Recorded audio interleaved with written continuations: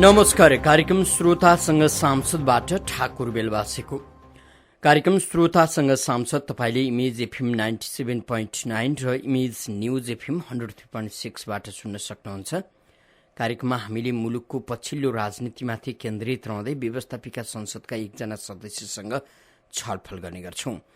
आज हामीले छलफलका लागि सल्यान क्षेत्र नम्बर 1 बाट प्रत्यक्ष निर्वाचित भएर व्यवस्थापिका संसदमा पुग्नुभएका एकीकृत माओवादीका सांसद टेकबहादुर बस्नेतलाई आमन्त्रण गरेका छौं। टेकबहादुर बस्नेतसँगको छलफलमा तपाई पनि सहभागी हुन चाहनुहुन्छ भने हाम्रो स्टुडियोको टेलिफोन नम्बर 400656 मा फोन गर्न सक्नुहुन्छ। सहभागी श्रोता मित्रले छोटो तर्कसंगत एउटा मात्र प्रश्न बुझिने गरी विषयसँग सम्बन्धित रहेर राखिदिनुहोला। हामीले आज सल्यान क्षेत्र नम्बर 1 का एकीकृत माओवादी सांसद टेकबहादुर बस्नेतलाई आमन्त्रण गरेका छौं। हाम्रो टेलिफोन सम्पर्कमा माओवादी सांसद टेकबहादुर बस्नेत आइसक्नु भएको छ। उहाँलाई स्वागत गरौं। मान्यज्यू, हजुर, यहाँलाई इमेज एफएममा हार्दिक स्वागत छ। यहाँलाई धन्यवाद छ। निकै व्यस्त हुनुहुन्छ कि? निकै त होइन, सामान्य व्यस्तता घट्यो? व्यस्त त पहिले भन्दा अलि घट्ने कुरा भइहाल्यो। मुलुक विकासले भरिपूर्ण भएर घट्या कि होइन? मुलुकमा विकासै गर्नु पर्दैन भनेर घट्या कि के कारण छैन? संविधान जारी भएको अझै चाहिँ नाकाबन्दीका चाहिँ अवशेषहरू छन्। यस्तो अवस्थामा चाहिँ विकासले भरपूर एकैचोटि परिकल्पना गर्न सकिने कुरा हो र? मान्यज्यूको फुर्सदको मुख्य कारण चाहिँ संविधान जारी भएको 6 महिना भएको छैन, नाकाबन्दीका अवशेषहरू बाँकी छन्। यसकारण यहाँ चाहिँ फुर्सदिलो हुनुहुन्छ, यसरी बुझ्नु पर्यो। सामान्य भन्नु पर्यो। यो चाहिँ धेरै चाहिँ टाढा पनि गर्नु भएन। मैले चाहिँ अहिलेको कुराकानी गरे, यसलाई फेरि ठुलो विषय बनाएर चाहिँ आनका तान नगरौँ न सर। त्यसो भने अब सानो विषय बनाऊ। संविधान कस्तो बनाउनु भयो? संविधान मुलुकको अहिलेको चाहिँ विश्वको परिवेशमा समकालीन जो खालको चाहिँ अब विश्व परिवेश छ, संविधान सभाबाट संविधान बनेका मुलुकहरू हेर्यो भनेदेखि नेपालको संविधान हामीले चाहिँ अब धेरै प्रगतिशील, धेरै चाहिँ अब हामीले उत्कृष्ट बनाएका छौँ भन्ने लागेको छ हामीलाई। भनेको तपाईँ संविधानका लागि, गणतन्त्रका लागि 10 वर्षसम्म युद्ध लड्नुभयो, कैयन मान्छेहरू मार्नुभयो, मुलुक तहस नहस भयो, त्यसलाई क्षतिपूर्ति दिने गरी संविधान बनाएको छ दाबी गर्नुहुन्छ? यो दाबी गर्ने ठाउँमा हामी पुगेका छैनौँ। जति उपलब्धिहरू हासिल भर्खरै भन्नुभयो त विश्वका संविधानसँग जो खालको चाहिँ योगदान भएको छ, यो योगदान अझै चाहिँ पुर्याउन बाँकी रहेको हुनाले यतिमा सन्तुष्टि लिने ठाउँ छैन।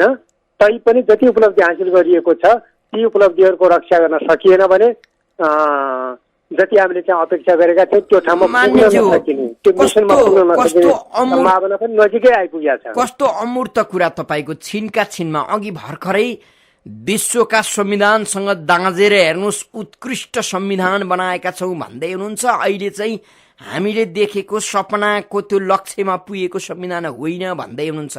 नागरिकलाई यस्तै दुविधायुक्त कुरा गर्दाखेरि राजनीति फलिफाप हुने हो? कुरा त्यसो होइन। कुनै पनि मुलुकको संविधान बनेपछि चाहिँ बन्नका लागि त्यसका 100औं वर्षहरू लाग्छन्, त्यसको कार्यान्वयनका लागि पनि 100औं वर्षहरू लाग्छन्। त्यसका लागि ठुला ठुला आन्दोलन चाहिँ सङ्घर्षहरू हुने गरेका इतिहासहरू चाहिँ विश्वमा हामीले सबै ठाउँमा पढ्न, देख्न र बुझ्न पाउँछौँ। नेपाल त्यसबाट चाहिँ अछुतो हुन सक्दैन। त्यसैले चाहिँ आनका तान कुराकानी गरेर होइन कि हामीले अहिलेको नेपाली जनताले हासिल गरेको उपलब्धि भनेको चाहिँ धेरै महत्त्वपूर्ण छन्, ऐतिहासिक छन्, युगीन छन्। विश्वमा खालका सङ्घर्षहरू आन्दोलन गर्नुपर्छ।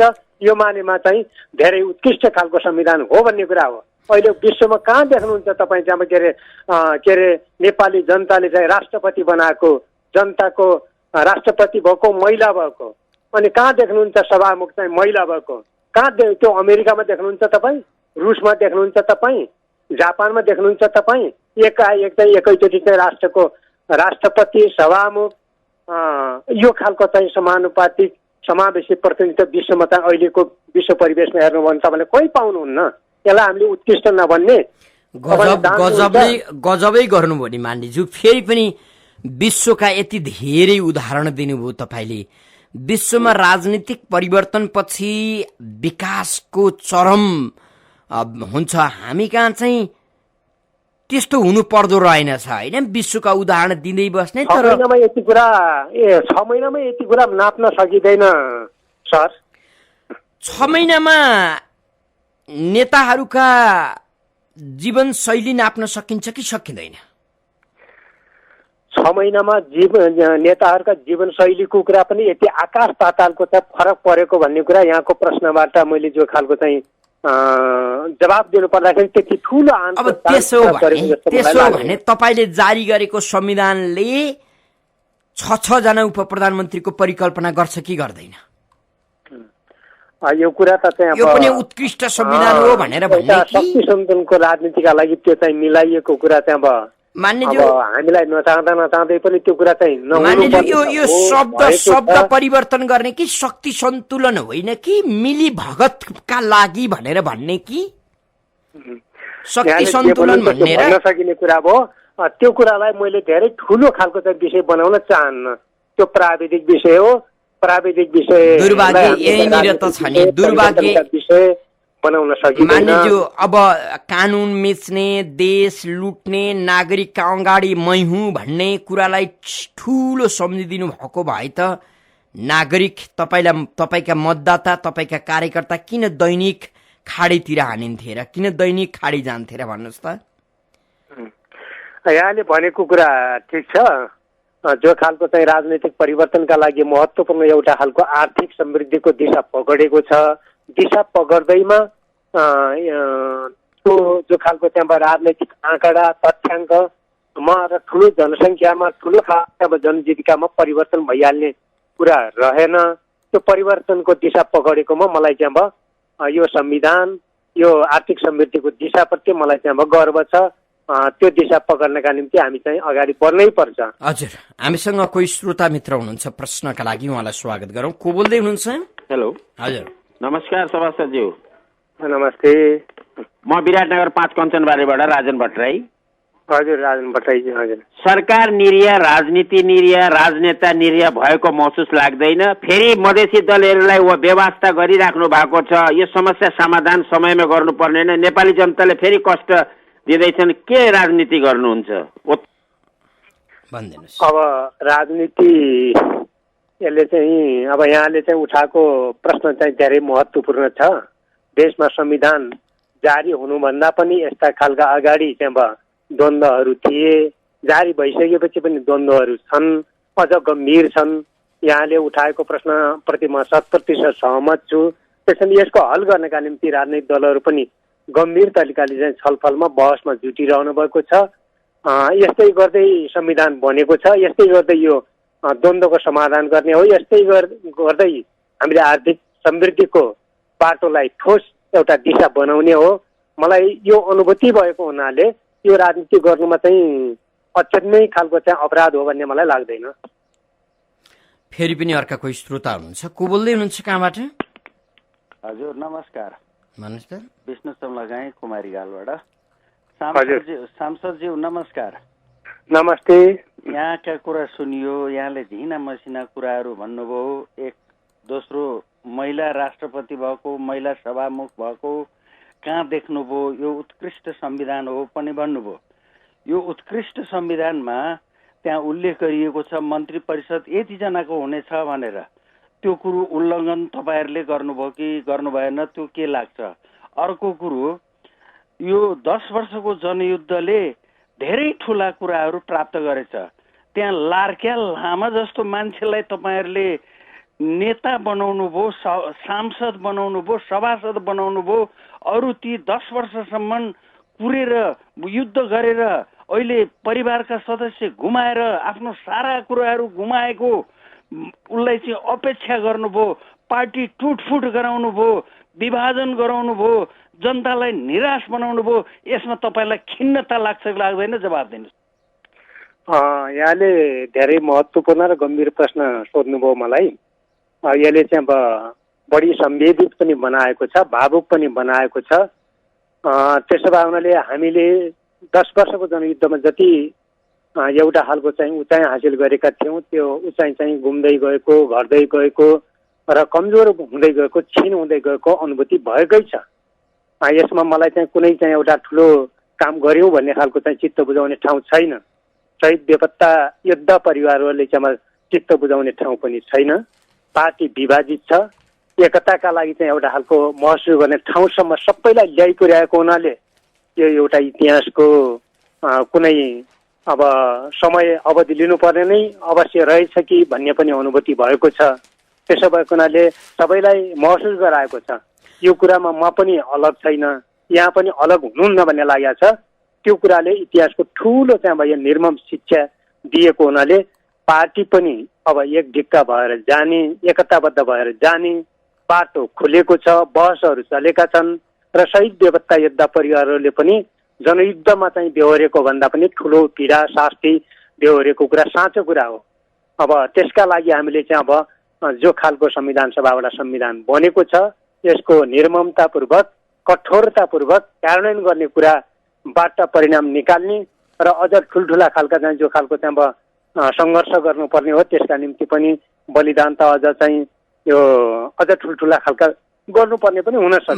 तर यहाँको प्रश्नप्रति म सहमत छु। तर यही बिचमा गर्व गर्ने कुरा पनि त छ नि। ल्यार्केल लामालाई सभासद बनाउनुको सानो गर्व तपाईँहरूसँग छ र भने? त्यो कुरा छैन। मेरो व्यक्तिगत सन्दर्भमा भन्नुहुन्छ भने त्यो कुरा छैन। के छैन भने? त्यो हजुर आत्मग्लानी भएको छैन भने कि गर्व छैन भने? गर्व छैन भने। किन नहुनु?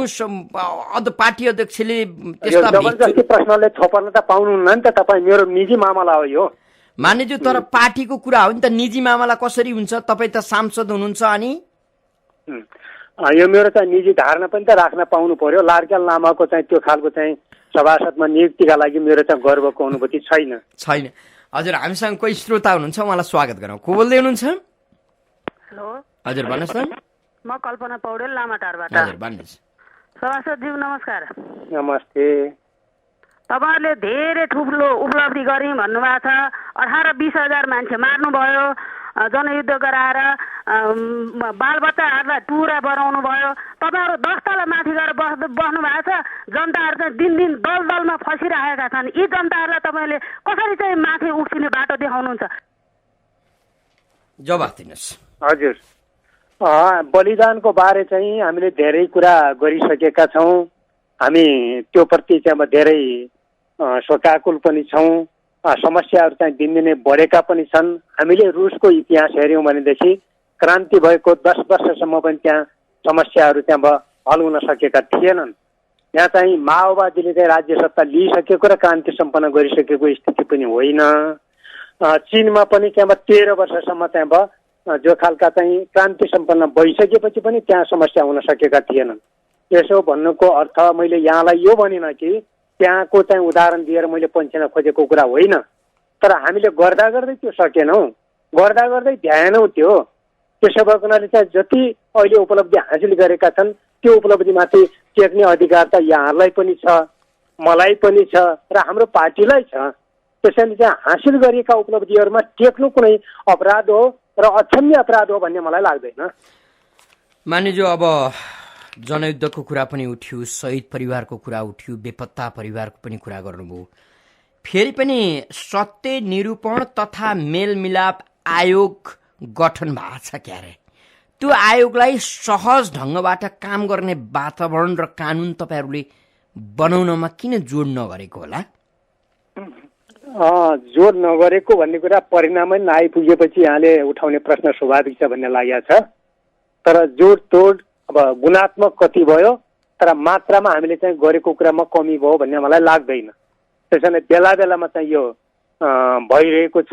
त्यो संविधान निर्माण गर्नुभन्दा अगाडिका संसदका बैठकको कुरा होस्, संसद संविधान सभाका बैठकमा उठाउने कुरा होस्, संविधान निर्माणका सिलसिलामा चाहिँ यसलाई चाहिँ व्यवस्थित गर्ने कुरामा हामीले जोड तोडले यो कुरामा चाहिँ अगाडि बढाइराखेका छौँ। तर कुरा यति हो, परिणाम ननिस्किएको हुनाले यहाँले प्रश्न उठाउने ठाउँभरि रहेको छ। हजुर हामीसँग फेरि अर्का कोही श्रोता हुनुहुन्छ, को बोल्दै हुनुहुन्छ? नमस्कार अतिथिज्यू। नमस्ते। म गङ्गा प्रसाद शर्मा नेपाली।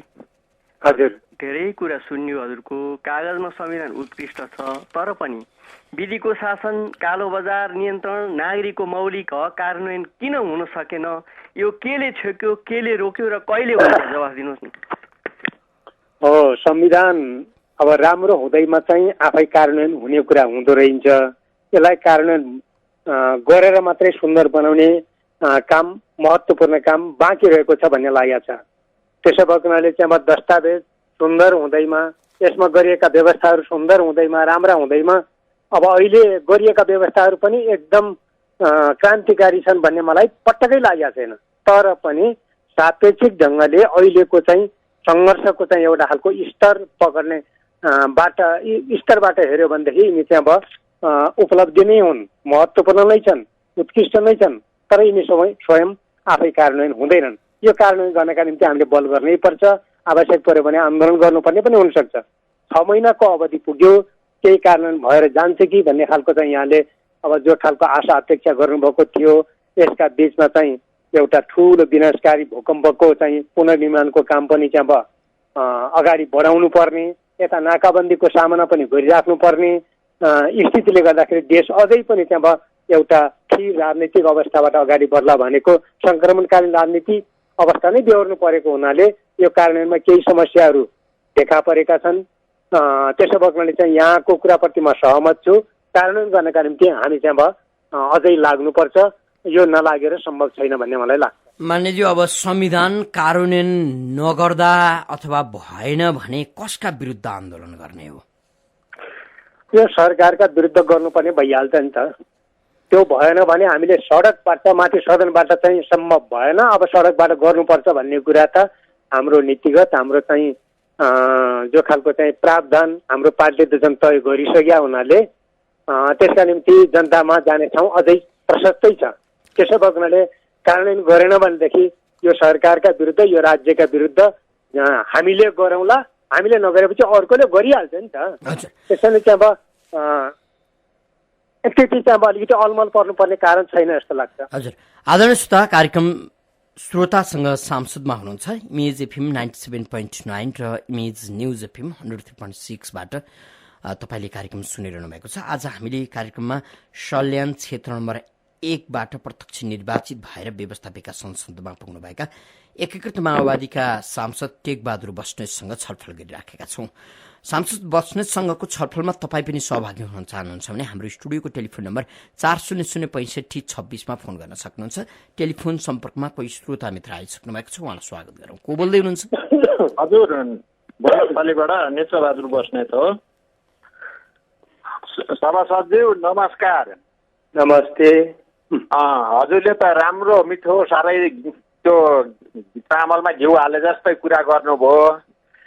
तपाईँ बिहारमा एउटा बिहार जत्रो नेपाल छैन। तपाईँले 7वटा राज्य बनाइदिनु भयो अनि अब यहाँ 7वटा राजा बन्नु हुँदैछ। तर जनता चाहिँ बिहान र बेलुका हातमुख जोड्नलाई पनि धेरै गाह्रो भएको छ। अहिले 6 महिनामा मैले हिजो ग्यास पाएँ। अब तपाईँ नयाँ चाहिँ नेपाल कैन जुनीमा बनाउनुहुन्छ? यही जुनीमा बनाउनुहुन्छ कि अर्को जुनीमा बनाइदिनुहुन्छ? यो क्लियर गरिदिनु न। नयाँ नेपाल त यही जुनीमा बनाउने हो मित्र। मैले पनि त्यही परिकल्पना गरेको छु। अब अहिले नेपालको राजनीतिक परिवर्तनका निम्ति यति 20 वर्ष लाग्छ, जनयुद्धका 10 वर्ष र शान्ति प्रक्रियाका 10 वर्ष लाग्छ भन्ने पनि कल्पना गरिएको थिएन। यहाँसम्म आइपुग्दाखेरि चाहिँ अब हामीले धेरै उपलब्धिहरू हासिल गर्छौँ भन्ने कुरा सोचिएको थियो। सोचेको जस्तो त हुँदो रहेछ। सोचे जस्तो हुन्न जीवन, भने जस्तो हुन्न जीवन भन्ने एउटा गीत सुन्नुभयो होला यहाँले। त्यसैले चाहिँ देशको जीवन पनि यस्तो रहन्छ, मेरो व्यक्तिगत जीवन पनि यस्तो रहन्छ, सायद यहाँको जीवन पनि त्यस्तो होइन रहेछ होला जस्तो लाग्छ। यहाँले जति सोध्नु भएको थियो, जति बुझ्नु भएको थियो, त्यो प्राप्त गर्न सक्नु भएको छैन होला जस्तो लाग्छ। मैले त मेरो जीवन प्राप्त गर्न सकेका छैन। त्यसो भएको हुनाले 7वटा प्रदेश अहिले चाहिँ अब अहिलेको नेपालको राजनीतिक शक्ति सन्तुलन जस्तो छ त्यो आधारमा बनेको संविधानमा गरिएको व्यवस्था यो सापेक्षिक ढङ्गले चाहिँ अब ठिकै छ भन्ने लाग्छ मलाई। उत्कृष्ट छ भन्ने त लाग्दैन, किनकि यहाँ नामाकरण छैन, यहाँ पहिचान छैन। त्यसो भएको हुनाले यहाँले जस्तै अलिकति चित्त दुखाउने ठाउँ पनि छ, चित्त बुझाउने पनि ठाउँ भएको हुनाले यहाँ 7वटा चाहिँ प्रदेशहरू बनेका छन्। यो व्यवस्थाबाट अगाडि बढ्यौँ भनेदेखि धेरै चिजहरू प्राप्त गर्न सकिन्छ कि भन्ने मेरो आशा हो। त्यसैले चाहिँ नयाँ नेपाल यही जुनीमा बनाउने हो, तपाईँ हामीले मिलेर बनाउने हो। त्यसैले यहाँसम्म आइपुग्नका निम्ति पनि यति कल्पना गरेको थिएन कसैले। ठुला ठुला खालका सङ्घर्षहरू भएर रगत बगेर मात्रै यो सम्भव भएको हो भन्ने कुरा नै मलाई लाग्या हुनाले अब यही जुनीमा हामीले चाहिँ नयाँ नेपाल बनाउनु पर्छ। तपाईँ हाम्रो एकता जरुरी छ भन्ने लाग्छ। त्यतिन्जेलमा तपाईँले अघि भनेको गीत चाहिँ सुनेर बस्नु पर्यो। हजुर, सुनेर बस्नु पनि पर्यो, भोगेर आउँदै गरेको कुरा पनि भइहाल्यो। त्यो गीत सबैले उपलब्ध गर्नु पर्यो नि त, होइन मानिज्यू? सोचे जस्तो हुन्न जीवन भन्ने तपाईँले अघि सोचे जस्तो हुन्न जीवन, खोजे जस्तो हुन्न जीवन भन्ने त भोगिराख्या छ, के गर्नुहुन्छ अब? हामीसँग फेरि अर्का कोही श्रोता हुनुहुन्छ, उहाँलाई स्वागत गरौँ। को बोल्दै हुनुहुन्छ? म कपनदेखि म कमल सिंह चौधरी। भन्नुहोस्। अभिवादन अतिथिज्यू। हजुर, जस्तो तपाईँले भनिराख्नुभयो होइन, अब फेरि पनि हाम्रा उपलब्धिहरू हामीले सोचे जस्तो भएन भने फेरि पनि आन्दोलन गर्नुपर्छ, फेरि पनि युद्ध गर्नुपर्छ भने जस्तो कुरा गर्नुभयो होइन। र हिजोका दिनमा तपाईँहरूले सपना देखाएर ती शहीद बनाइएका, ती अङ्गभङ्ग भएका, ती चाहिँ नि शहीदका परिवारहरूलाई जुन ढङ्गले तपाईँहरूले सम्मान गर्नुको साटो लार्केल लामा जस्तो चाहिँ 5 करोड दिएका भरमा चाहिँ तपाईँहरूले सभासद बनाउनु भयो नि, फेरि आउने दिनमा पनि तपाईँहरूलाई सहयोग गर्न तिनै लार्केल लामा जस्तो 5 करोड लिएर आउनेले सहयोग गर्लान् कि ती हिजोको दिनका चाहिँ शहीदलाई देखाएको सपना चाहिँ अधुरो सपना अथवा एउटा चिम्टी पनि तपाईँहरूले पुरा गर्न नसक्ने खालका व्यक्तिहरू आएर तपाईँहरूको सपना अथवा तपाईँहरूको आन्दोलनमा साथ देलान्? तपाईँ नेपाली जनतालाई राम्रोसँग सुनाइदिनुहोस् न एकचोटि तपाईँको मुखबाट। हजुर, यहाँले साह्रै चिन्ताका साथ चासोका साथ प्रश्न चाहिँ राख्नुभयो। हामीलाई हाम्रो वर्ग चाहिने हो, हाम्रो जनता चाहिने हो, जनताले साथ दिने हो, साथ दिँदै आएको छ र साथ लिँदै पनि आएका छौँ हामी। त्यो कुरामा पछि परेका छैनौँ। त्यसैले अब युद्ध र आन्दोलन गर्ने कुरा इतिहासमा चाहिँ हामी आजभन्दा 50 वर्ष अगाडि कसैले चाहिँ थालेको थियो होला आन्दोलन सङ्घर्ष। 50 वर्षपछि हामीले थाल्यौँ र 65 वर्षपछि मात्र चाहिँ नेपाली जनताले चाहेको संविधान सभाबाट संविधान प्राप्त गरेका छौँ। कति धेरै लामो समय कुर्नु पर्दो रहेछ राजनीतिक परिवर्तनका निम्ति भनेपछि अब यहाँ युद्ध आन्दोलनको कुराकानी गर्दाखेरि यहाँलाई चित्त चसक्क दुखियो जस्तो लाग्छ मलाई।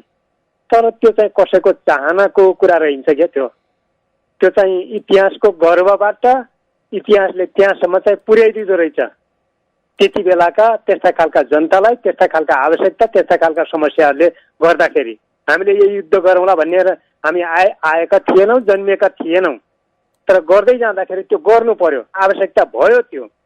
त्यसैले संविधान सभाबाट संविधान बनाउने बेला त्यही चाहिँ अब संविधान सभामै चाहिँ त्यति ठुलो चाहिँ अब रोस्टमै कब्जा गर्नुपर्छ भन्ने पनि लागेको थिएन, त्यो सोचेर पनि लागेका होइनौँ। त्यसैले अबका दिनमा के मैले भनेर गर्ने कुरा र नभनेर नगर्ने कुरा हुन्छ र? त्यसो त हुँदैन होला नि त। नभनेर पनि गरिहाल्छ अर्को शक्तिले, किनकि समस्या पर्छ त्यो वर्गलाई, त्यो समुदायलाई, त्यो जनतालाई त्यसले गरिहाल्छ, आन्दोलन उठाइहाल्छ। अन्यायका विरुद्ध न्याय प्राप्तिका लागि उसले गरिहाल्छ। त्यसैले चित्त दुखाउनुपर्छ भन्ने लाग्दैन। युद्ध गर्नुपर्छ, सङ्घर्ष गर्नुपर्छ भनेपछि त्यसो भए हुनाले चाहिँ अब अहिले गरिएको जो खालको चाहिँ आन्दोलन छ, यहाँसम्म गरिएको आन्दोलनमा चाहिँ शहीदहरूले जो खालको चाहिँ सम्मान प्राप्त गर्नुपर्ने हो त्यति प्राप्त गरेका छैनन् भन्ने कुरामा म सहमत छु। यहाँको जिज्ञासाप्रति, यहाँको चासोप्रति यो गर्नुपर्छ। र इतिहासमा चाहिँ कतिपय पुरिएका चाहिँ शहीदहरूलाई पनि त त्यहाँ अहिलेको चाहिँ संविधानले चाहिँ उजागर गर्ने कोसिस गरेका छ नि त।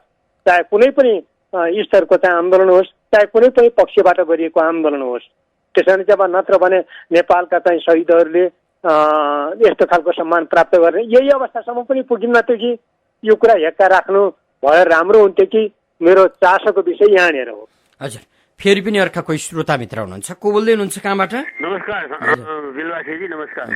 नसक्ने बानी छैन। अनि के बोल्दा पनि सम्झेज्यू, यदि नेपाली काङ्ग्रेसले तपाईँहरूलाई साथ दिएन भनेदेखि यो माओवादी एमाले साथ दियो, तपाईँको संविधान बन्छ कि कार्यान्वयन होला कि नहोला?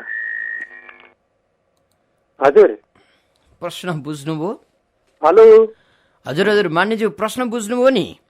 हेलो मान्यज्यू, हजुर, प्रश्न बुझ्नुभयो उहाँको प्रश्न बुझ्नु बुझिएन यो पछिल्लो प्रश्न बुझिएन। उहाँले एमाले कांग्रेसले साथ दिएन भने तपाईले बनाएको संविधान कार्यान्वयन होला कि नहोला भन्नुभयो क्या? हो, यो कुराका लागि मेरो चाहिँ उत्तर के छ त भन्नुहुन्छ भने हामी चाहिँ अब 10 वर्षको शान्ति प्रक्रियामा आइपुग्नका निम्ति हामी नेपालका राजनीतिक शक्तिहरू मिलेर आयौँ। बीचमा ठुला खालका तिक्ततापूर्ण सङ्घर्षहरू पनि भए। त्यसो भएकोले चाहिँ अब संविधान मिलेरै बनायौँ। अब यसको कार्यान्वयन पनि मिलेरै गर्नुपर्ने हुन्छ। कसैलाई चाहिँ अलिकति शक्तिको बलमा बहुमतका बलमा अब हामीले चाहिँ अब त्यो संविधान कार्यान्वयन गर्न सक्छौँ भन्ने मलाई लाग्दैन। किनकि चाहिँ अब सङ्घका कानुनहरू बनाउनु पर्ने छ, प्रदेशका कानुनहरू बनाउनु पर्ने छ, स्थानीय निकायका कानुनहरू बनाउनु पर्ने छ, सत्य निरूपण आयोग गठन भएको छ, त्यसको कार्यान्वयन गर्नु छ। शान्ति प्रक्रियाका धेरै कामहरू बाँकी छन्, तिनी पनि कार्यान्वयन गर्नुपर्ने भएको हुनाले हामी काङ्ग्रेस एमाले सबै मिलेर यो देशका सबै राजनीतिक शक्तिहरू मिलेर संविधानको कार्यान्वयन गर्नुपर्छ भन्ने मैले ठानेको छु। हजुर, हामीसँग फेरि अर्का कोही श्रोता मित्र हुनुहुन्छ, उहाँलाई स्वागत गरौँ। को बोल्दै हुनुहुन्छ? हजुर नमस्ते, म इनरवा सुनसरीबाट श्याम खतिवडा। सभासदज्यू नमस्ते। नमस्ते। तपाईँहरूको 10 वर्ष आजसम्म भइसकेको छ शान्ति सम्झौतामा आउनु भएको र सरकार बनाउनु भएको, सरकार गिराउनु भएको। पटक नेकपा माओवादीका अध्यक्ष प्रचण्डले राष्ट्रिय सरकार हुनुपर्छ अथवा राष्ट्रिय सरकार भयो भने प्रधानमन्त्री पनि फेरिन सक्छ भन्नुहुन्छ र पटक सरकारलाई दबाब दिनुहुन्छ अथवा त्यो काम गरिरहनुहुन्छ। यो प्रचण्डको मानसिक चिन्तनको बाहिरी रूप हो कि राजनीतिक विचलन हो, मलाई भनिदिनुहोस् न। यो यहाँले चाहिँ ठान्नु भएको होला चाहिँ विचलन। मलाई के लाग्दैन त भन्दाखेरि यो राजनीतिक विचलन होइन कि संविधान निर्माण गरेको एउटा ठुलो शक्ति नेपाली काङ्ग्रेस बाहिर रहनु दुःख र कामनाको कुरा हो। मैले भनिसकेँ कि यो संविधान जसरी एकताबद्ध भएर एकताका साथ चाहिँ निर्माण भयो, त्यसैले कार्यान्वयन पनि चाहिँ एकताबद्ध भएर जानुपर्ने भएको हुनाले राष्ट्रिय सहमतिको सरकारको कल्पना गर्नु अस्वाभाविक हो जस्तो लाग्दैन। तर यहाँले भने जस्तै मलाई के लाग्दैन त भन्नुहुन्छ भनेदेखि पुरै चाहिँ अब त्यो राष्ट्रिय सरकार बनाइसकेपछि यो सरकार चाहिँ को अस्तित्व रहँदैन भन्ने कोणबाट होइन जस्तो लाग्छ। त्यसो भएको हुनाले के हो त भन्नुहुन्छ भने मानसिक रूपमा राजनीतिक रूपमा यो विचलन होइन कि अहिलेको चाहिँ नेपालको राजकीय एउटा नेताको रूपमा त चाहिँ स्थापित भएको भनेको प्रचण्ड पुष्पकमल दाहाल नै हो। संविधान निर्माण गर्न उहाँको अग्रणी भूमिका, नेतृत्वदायी भूमिका रहेको छ। सबै राजनैतिक दलहरूको एउटा महत्त्वपूर्ण भूमिकालाई केन्द्रित गर्न सक्नु भएको छ। त्यसो भएकोले राष्ट्रिय सहमतिको सरकार परिकल्पना गर्नु जस्तो भन्नुहोस् न, अब एउटा ठुलो शक्ति चाहिँ संविधान कार्यान्वयन गर्ने रेखाबाट बाहिर रहनु पर्ने कुरालाई चाहिँ अब उहाँले ख्याल गरिसकेपछि त यो राष्ट्रिय सहमतिको सरकारको कल्पना गर्नु अस्वाभाविक हो जस्तो लाग्दैन। हजुर, फेरि पनि अर्का कोही श्रोता हुनुहुन्छ, को बोल्दै हुनुहुन्छ? को बोल्दै हुनुहुन्छ कहाँबाट? शान्ति श्रेष्ठ सर, नमस्कार। म धापसीबाट। भन्नुहोस्। अतिथिज्यू नमस्कार। नमस्ते। हजुरले गीत सुनाउँदाखेरि हामीले रुँदा गाउने गीत हजुरले हाँसी गाउनु भएको जस्तो लाग्यो। अब देशमा यस्तो तपाईँ अब भन्नुहुन्छ 7 प्रदेशको कुरा गर्नुहुन्छ, नयाँ नेपालको कल्पना गर्नुहुन्छ, कालो बजारी बढाएर नयाँ नेपाल बनाउनुहुन्छ कि जनता यहाँ भोकै मरेर बेहाल भएको, लाठी खाएको, टाउको फुटेको त देख्नु भएको होला। कसरी नयाँ नेपालको कल्पना गर्नुभयो हजुरले? जवाफ दिनुहोस्।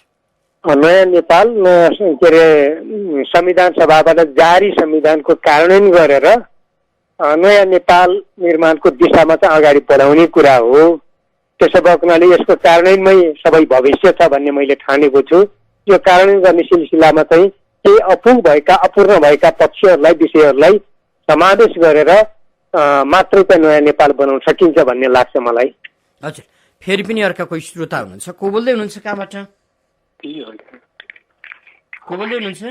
म रामचन्द्र घिमिरे। भन्नुहोस् न। सांसद टेकबहादुर बस्नेतज्यू नमस्कार। नमस्ते। तपाईँले एउटा प्रश्न मिठा कुरो गर्नुभयो। भूकम्प र बतासले जनतालाई कति सताएको छ। तपाईँ राजनीतिक दलका नेताहरूको घर त अब पालले बनेको पक्कै छैन, जस्ताले बनेको पक्कै छैन। कहिले चाहिँ ती गरी दुखी जनताले चाहिँ त्यो एउटा सानो टाउको लुकाउने ठाउँ पाउँछन् त उत्तर दिनुहोस् न। भूकम्पबाट चाहिँ अब प्रताडित जनताहरूको चाहिँ समस्याहरू हेर्दाखेरि चाहिँ अब धेरै हृदय विदारक घटनाहरू हामीले चाहिँ सुनेका छौँ, देखेका छौँ, भोगेका छौँ। म गोर्खामा गएँ, गोर्खामा चाहिँ जो खालका गाउँ चाहिँ पुरै भूकम्पबाट चाहिँ अब प्रभावित भएका छन् तिनी बस्तीहरू हेर्दाखेरि मलाई पनि त्यो खालको चाहिँ अब एकदम दुःख लागेर आइरहेको छ। यसमा चाहिँ अब नेताहरूले पनि त्यो खालको भोगेका छन्। त्यसो भएको हुनाले अहिले जो खालको चाहिँ अब पुनर्निर्माणको काम अगाडि बढिरहेको छ त्यसका निम्ति पनि प्रधानमन्त्रीले चिन्ताका साथ कुराकानी अगाडि बढाइरहनु भएको छ र के चिन्ता